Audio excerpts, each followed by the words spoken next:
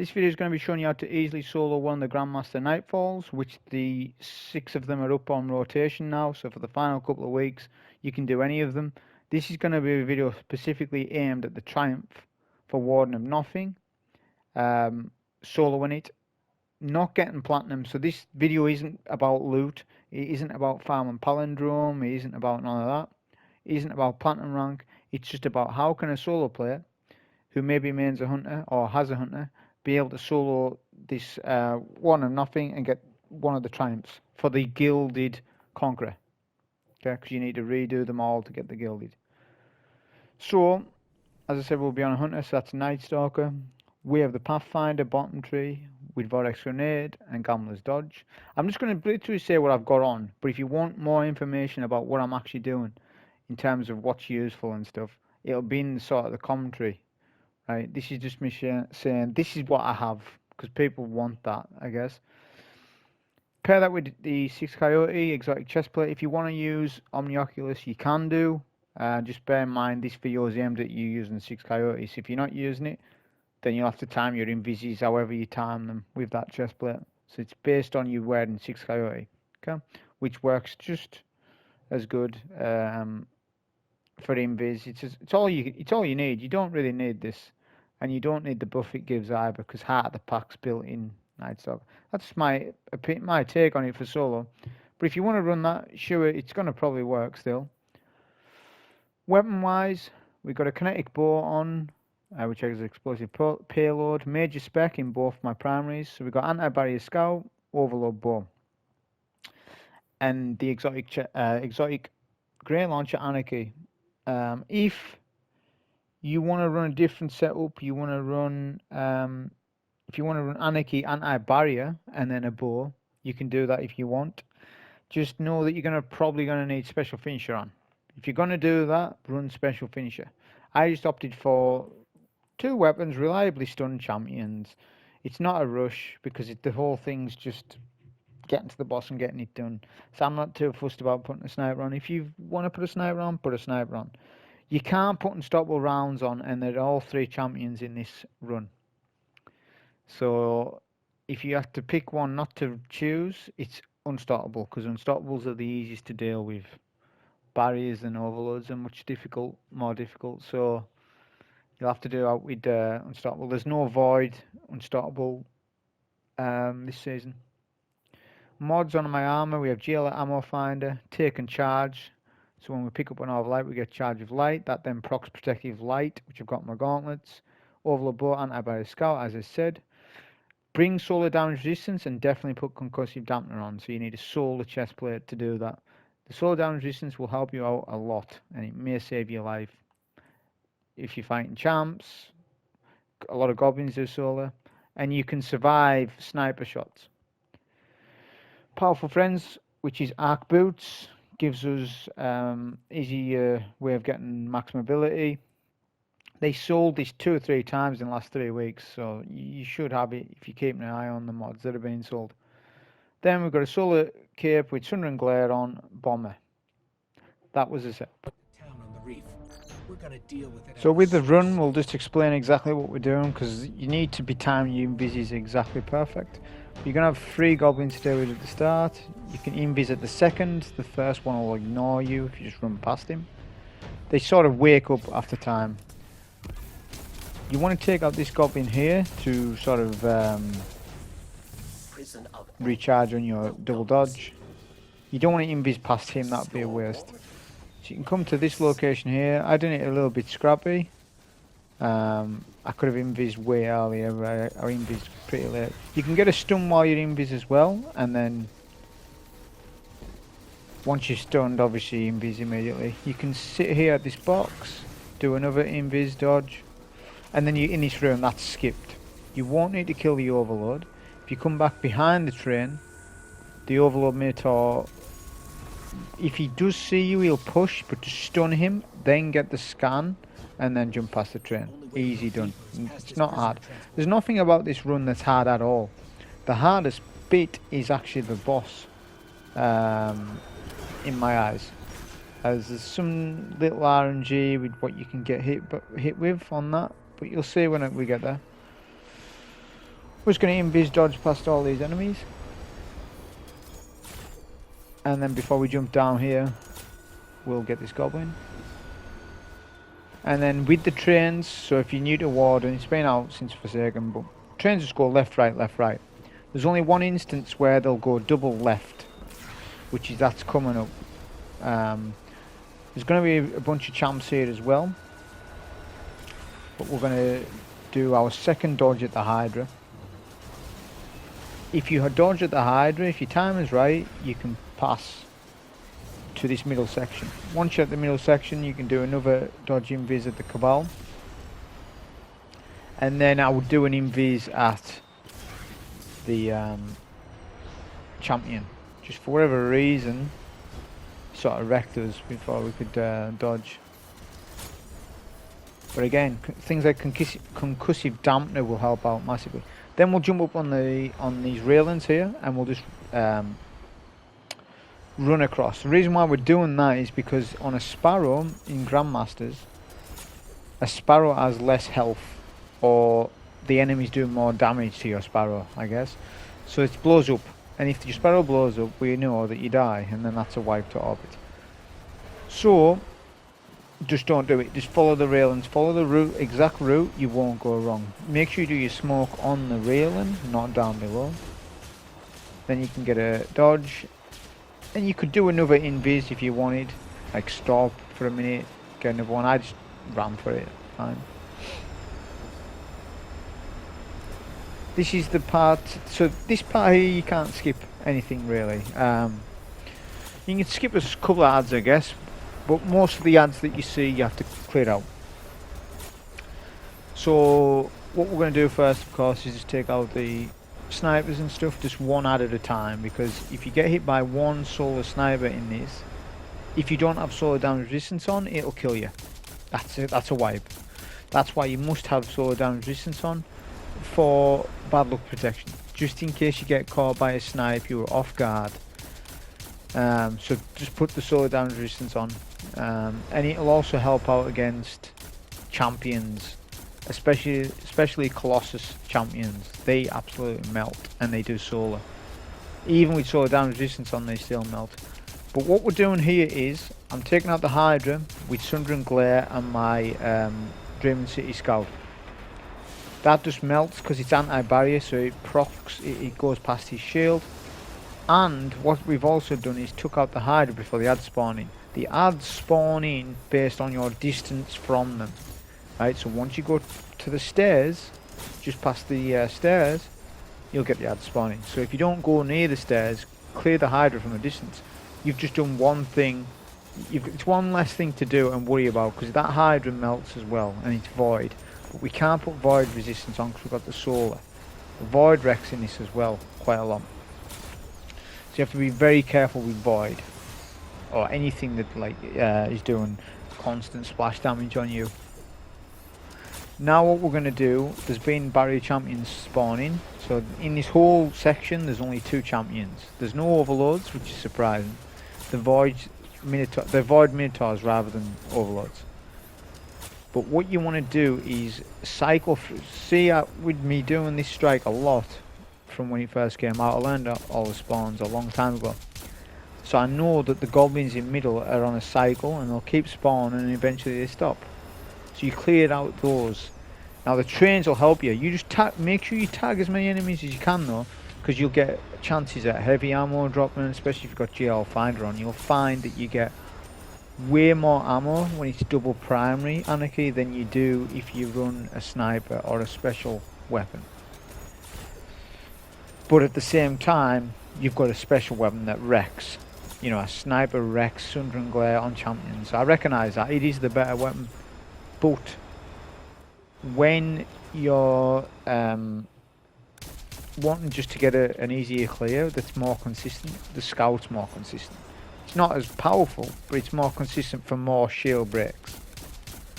And when you're wanting to just do when somebody's just wanting to get a completion in, this is the way I would teach somebody. Don't do the sniper, because that requires more skill.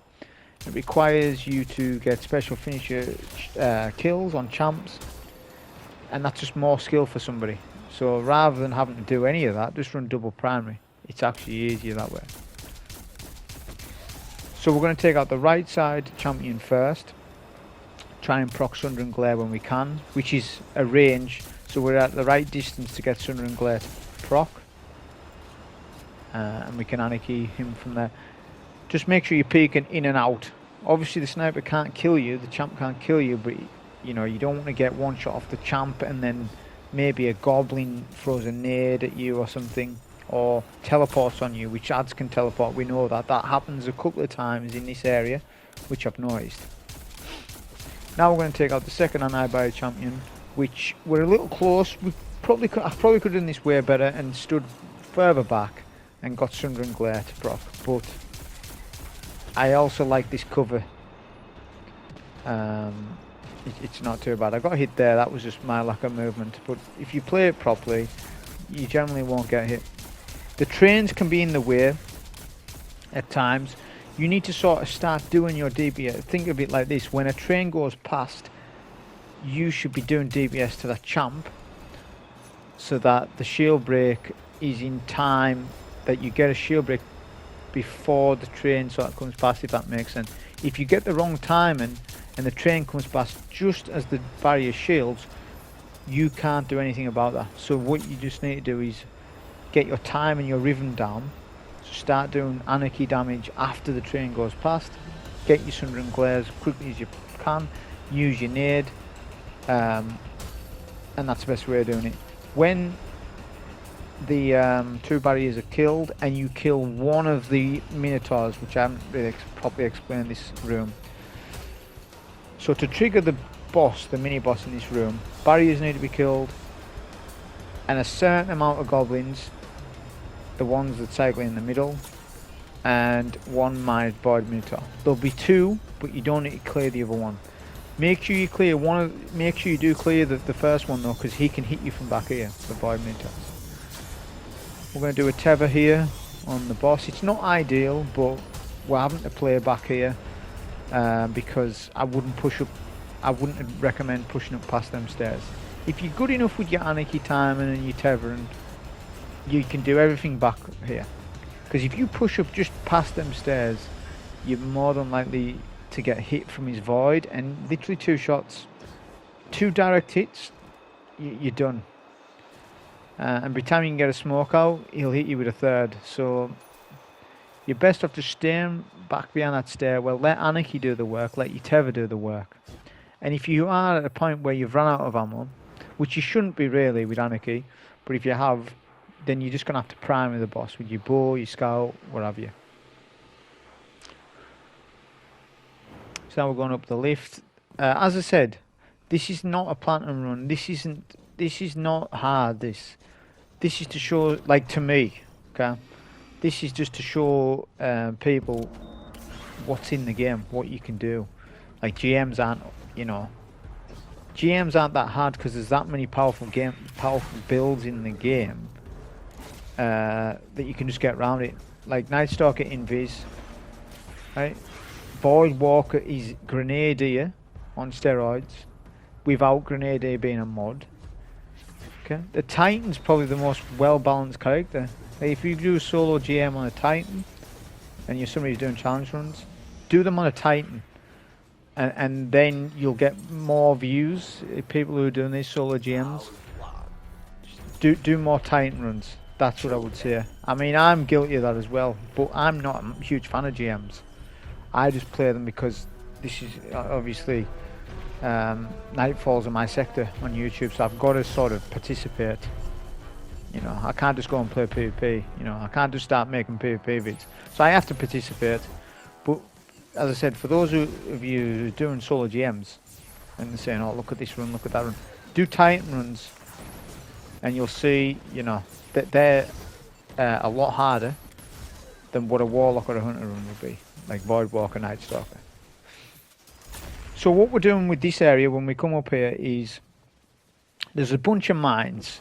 Okay, they're RNG, they're slightly placed at different positions, but generally there's some on C, some on B, some on A. You want to set them all off while the ads are fighting each other. This is your opportunity to get all the mines. Just run over them. You don't need to shoot them. You don't need to waste any ammo. Shoot all the crates as well, all the explosive crates. There's one at C, which C is where I am now. There's a crate at the top, and there's a crate near B. There's usually 2 or 3 that way. But just look around the map. You've got time here. You don't even need to touch the ads. You can let the ads fight each other, and they will, because the champions. So the champions will just keep regenerating health, overload and barrier. There's no unstoppable here, which is actually a good thing for us because we're not using unstoppable. So what I do with this, the best way of doing this is prioritize the overload. The 2 barriers are fighting the void shield that we can't see. It's to my right on the bridge. The overload will fight the other void shield. So what you want to do, because we want to take the void shield out, just keep overloading the Minotaur. Any additional damage from the enemies will help you, which is why I'm trying to kill the overload while he's being hit by ads. He ends up seeing us, but it was too late. But if the overload has seen us way sooner, you would probably want to back up and maybe use more Anarchy. But by the time he saw me, he was half HP. The best thing to do is just stand as far back as you can, and he's less likely to enrage on you. And he'll fight the void shield instead.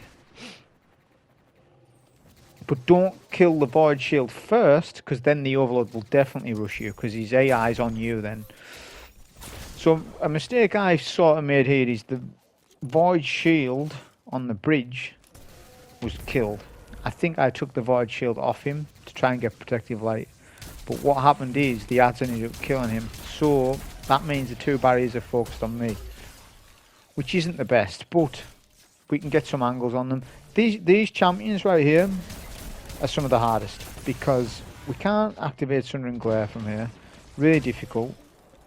So we have to take more shots. We've got explosive payload on this scout though, it really helps out. But you just need to keep track. And the biggest thing with this is barriers get stuck on top of each other. So you'll get one low, the other one you haven't even focused, and he'll just go in front of him. It's just an annoyance. All I would say is spend a lot of ammo on the first barrier you take, and then on the second barrier you save a bit of ammo, because you know it's not as difficult. I end up playing a little too aggressive. We could have stood anywhere else on the map, especially when there's one left. There's so many places, so many zones to play, so experiment with angles. If you don't like the angle I'm using, which looking at it now really wasn't the best, then you can stand somewhere else from a bit more range. But what we're trying to do here is be able to shoot his shield and his blast attack doesn't hit us. And you can do that by sort of creeping around corners. As you can see, I'm like sort of around that cover, so some of his shots hit me, but not many. That's the key to dealing with barriers in this one, and the Colossus that comes up before the end of the fight. So even though we're cheesing, yeah, we're not killing all champions, we're still killing loads, because there's a load of champions that you need to kill anyways. But once the last ad is dead, the ads will spawn. So I've done 2 Anarchy traps at that door previous, and then we're going to kill one of the goblins here. I would leave at least one up, and then we're going to get us invis, and then we're going to capture A. You just need to time your dodges. You need to pick which ad you're going to get it from. So we could either get it from the champion or the goblins to our left. We end up going for the champion. So I could have cleared the ads to my left, but you have to make a decision on that. But don't leave too many ads up, because if you do get a missed time on your invis, they can all melt you pretty quick. When you've done that, go to B. This is the way I do it. What you want to do is hide before you get to B, because you're waiting on your second cooldown for your 6 Coyote dodge. If you're using on the Oculus, then it's going to be a little bit different. Then we're going to another invis smoke dodge, and we'll hide behind this rock. We'll try and milk as much as we can here, but the unstoppable will eventually detect you. So immediately smoke dodge, and then that'll do it. So usually 2 invises, well-timed invises, will capture the player. Then we're going to come up to this side because there's no ads. Again, we're going to wait for our second dodge, or a little bit more. And we can jump over the ads below because there's 2 void shields fighting each other. We'll get a invis dodge, and then we'll get another one. If you nade while you're invis as well, you get smoke energy back as well. But you have to nade immediately, then you keep your invis. If you go invis and then wait 2 seconds, then nade, you'll lose your invisibility. Then, when we're done, we're going to pick up the turret. This saves on ammo, or the cannon, should I say. And we're going to come to this location here. This location's good because it baits the boss away from the ads, sort of thing. But you need to learn to not double peek. Don't double peek him. Like if he hits you, if he stuns you with something, don't peek the same side. So you want to sort of rotate between left and right. So peek him left of the cover and then right of the cover. So I can see he's spamming that side. So I saw there was a lot of ads as well to the right. So I want to take some of those. Watch the nades as well. Generally the nades don't get you from there, so I was kind of unlucky. And then we can use this cover. This cover ends up working out better. Obviously the best damage is to just charge your cannon shot. I was just spamming it though. The best way is to be patient like this. So just do left, right, left, and charge the shot. You'll get more damage. And he'll stun as well. It'll stop him from doing his blast move at you.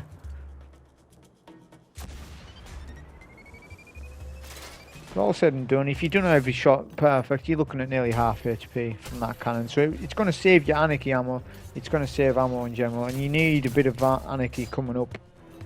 Because it's like, let's think, there's at least 4 champions at the boss fight. Like before the boss fight even starts. So there's a lot of ammo there to dedicate it to. And then there's the boss fight itself. Which the boss isn't very tanky though, I will say that. The fact he's Grandmaster. Also manage your ammo properly. I did know that I had a brick on the floor. Kept an eye on that. So depending on how many bricks you've got off the ads, if you've got 2 or 3, then you can spam your heavy on the boss, on the mini boss.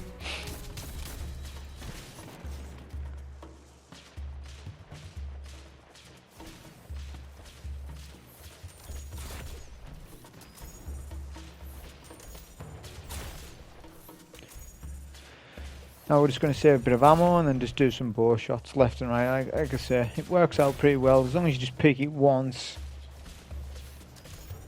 Like each side. You can also kill the ads for extra ammo drops.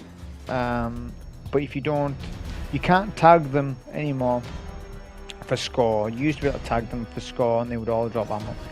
If they despawn, they just go immune. So that was sort of fixed. They fixed that a while back, but that's the thing that you would do. You could clear out, you could tag all the enemies, they would drop ammo for you as well. Just checking if the boss dropped us ammo, which he didn't. But we're 21, so we're near max. It's not too bad. It's okay.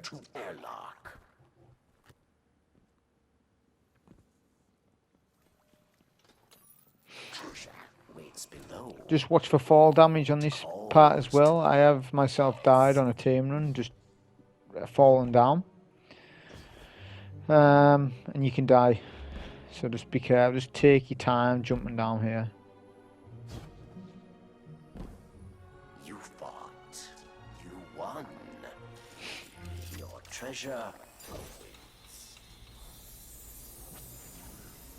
Can activate the next part and then it's finally the boss. So as I said, there's going to be 4 champions, and the thing about it is they all fight each other, so it's not really that difficult. The only difficult thing I would say is the Colossus. Because as I said, the Colossus, it just wrecks. The sword damage resistance will help you out, but even then, you'll get weak if you peek for too long. This is where if your scout rifle wasn't explosive, it would take longer to break the shield. This is why explosive payload is top tier perk. You know, it's better than Rampage, because Rampage can't be procced so much in GMs. Multi-kill clip's okay, but only works when you reload. 1 for all's decent, but you need to hit 3 enemies for it to work. Explosive Payload works all the time, every shot, which is why it's probably the best weapon perk in the game, because it's good on champions, it's good on Grandmasters. In lower tier content, yeah, run your rampages, you use your one for alls, that's fine. But as I said, the explosive payload has additional perks like stunning champions when you're underpowered, which you are in GMs. Say for example you're using a bow and a champion, an overload. Your bow is more likely to keep getting stuns on that champion with it being explosive.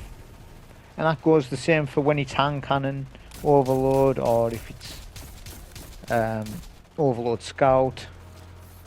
An explosive payload does additional damage to shields and stuff. Obviously Vorpal's really good, but as I said, explosive payload is the weapon type of weapons you want for Grandmasters.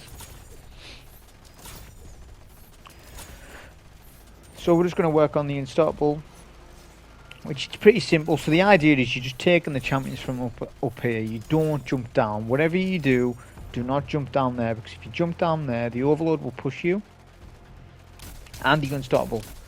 Let them fight each other. Obviously we can take the overload down pretty quick, but the unstoppable is going to take longer because of the fact we can't stop him. But the barrier champion can do a little bit of damage, but the Colossus keeps suppressing the barrier. So one thing I wouldn't do is try and take a barrier from here. If you try to shoot the barrier from here, the barrier will actually shoot at you up here. You don't want that because you've got no cover really. So just leave the barrier, don't touch it. Not only that, if you get the barrier weak, he may go to cover and you can't see really at this where you are. So just take out the overload first, unstoppable second. The last champion we want alive is the barrier, the Vex barrier. Don't leave the Colossus left like last, as it's really important for the cheese, for the exploit on the boss, that you're in position as the last champion dies, because that boss will spawn in and you need to make a jump. If you don't make your jump, you miss your jump, then that could be a wipe. You could bring it back by getting a dodge invis at the boss, but you want to make your jump first go to make sure that you get into the safe spot.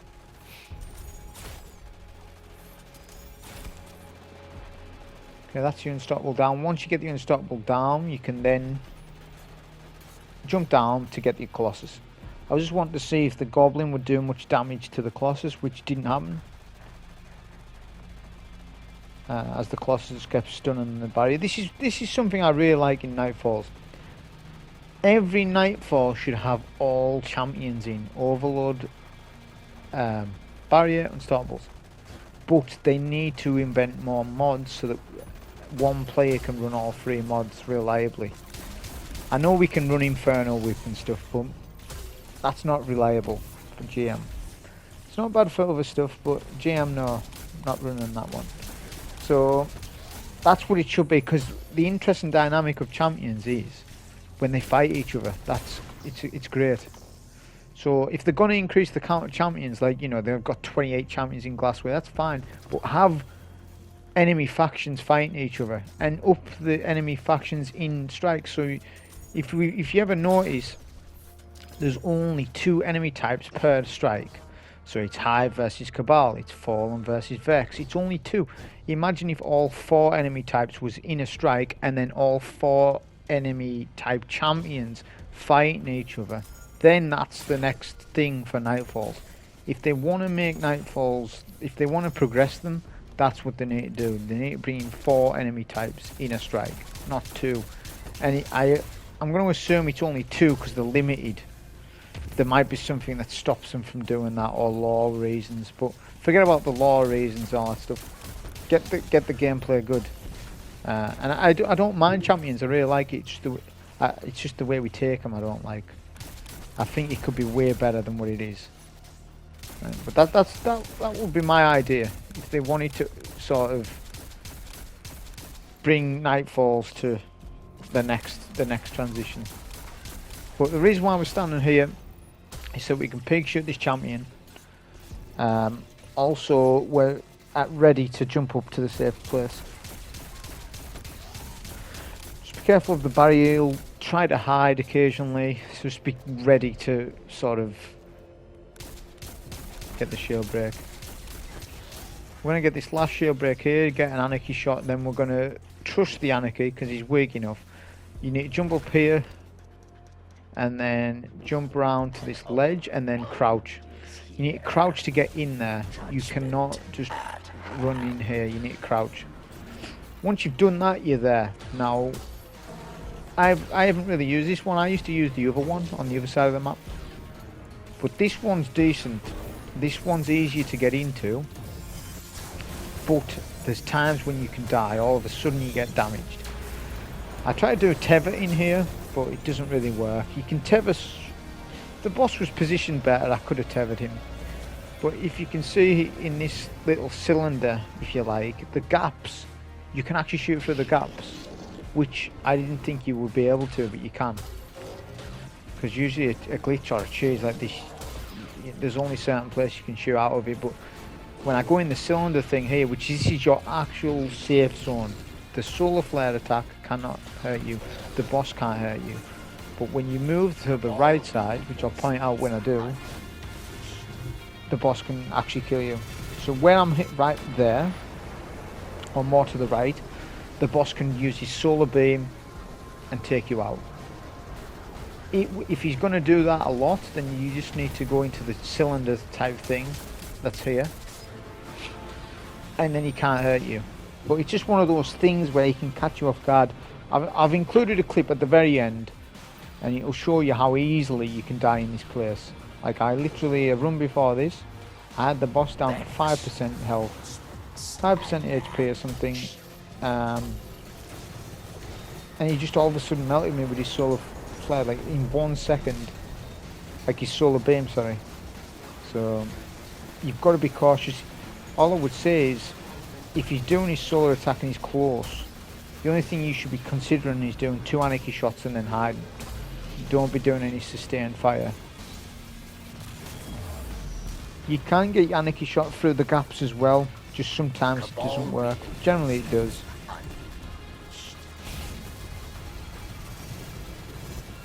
It's RNG where the boss goes as well at times. Like, for example, if it's Cabal versus Vex, because obviously this strike has Cabal versus Vex in it. If there's only Cabal alive, he'll push you. If there's Cabal and Vex, he's less likely to, because the Cabal and the Vex are fighting each other, and he's fighting the Vex.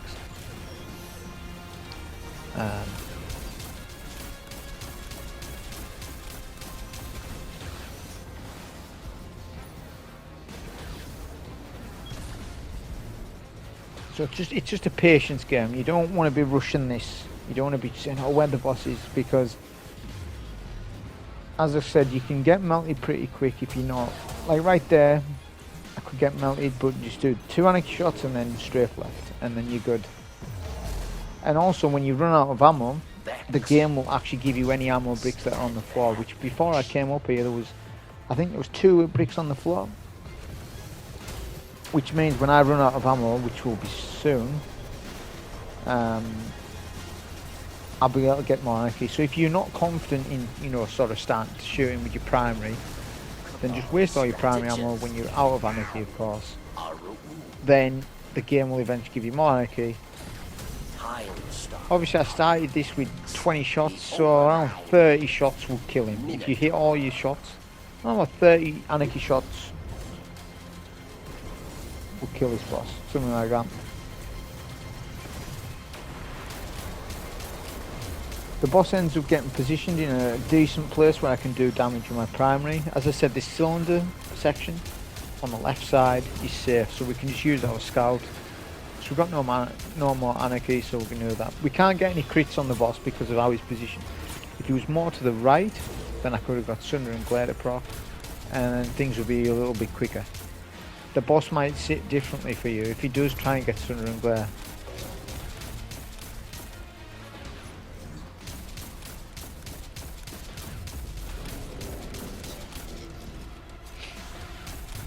no nades can hit you either in this area, only on the right side. They can sometimes creep in, which they can one-shot, but obviously we've got concussive solar resistance on, which again, it's going to help against that. So always run your concussive dampeners in any... I run them pretty much all the time now, because of how it's cheap. It's a cheap mod, it's only 1 energy. And if you double stack concussive, which I could have done in this run, but I felt as though the solar resistance was handy. But they do stack up, and also with the concussives they're equal to what the old 5 mods used to be. But anyways, that was the solo GM on that. You'll see a clip at the end on what not to do in this safe place. How you can get melted. So you've got to be careful and play to the left side rather than the right when possible. That was a run. Hope you enjoyed. Thank you. No hostiles on tracker. I'll bring the ship into transmat range. Hey,